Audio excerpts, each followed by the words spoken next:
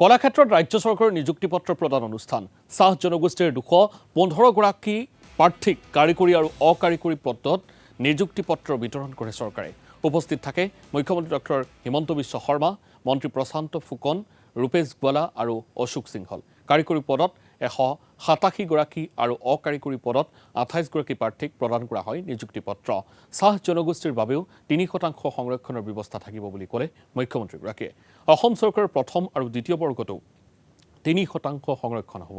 অহা বছৰৰ পৰা মেডিকেলত আৰু 14খন আসন বৃদ্ধি কৰা হ'ব বুলি জনালে মুখ্যমন্ত্ৰী ডক্টৰ হিমন্ত বিশ্ব শৰ্মাই।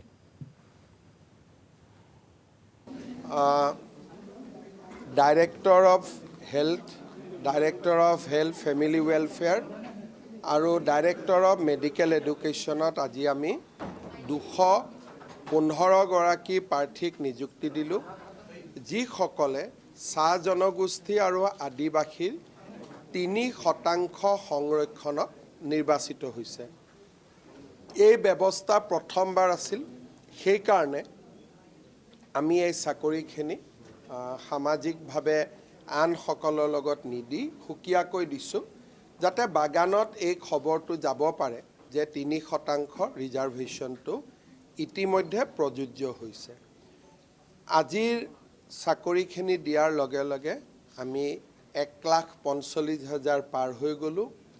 অহা 10 জানুৱাৰী তাৰিখে ADREৰ তৃতীয় বৰ্গৰ চাকৰিৰ আমি নিযুক্তি দিম আৰু মাঘ বিহুৰ ঠিক পিছতেই 15-16 কোনোবা এটা তাৰিখত আমি ADREৰ চতুৰ্থ বৰ্গৰ নিযুক্তি দিম।